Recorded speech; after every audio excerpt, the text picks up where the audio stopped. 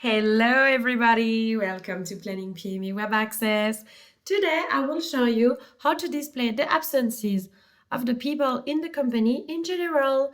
So in order to do that, I will click here on the filter, and as you can see here, you have the possibility to hide the tasks, the unavailabilities, and the context. So in order to show only the unavailabilities of the different people right here, I will hide the tasks and the context like that. So now, as you can see, Jack has a day off, Ivy is on maternity leave, John has a one-day vacation, and Frederick has a one-day PTO. What is also nice here is that you have the possibility to save this filter. So next time you will come back on the schedule, you can access it directly. So I will click now on Save As. I will write down here Filter Unavailabilities. I will click on OK.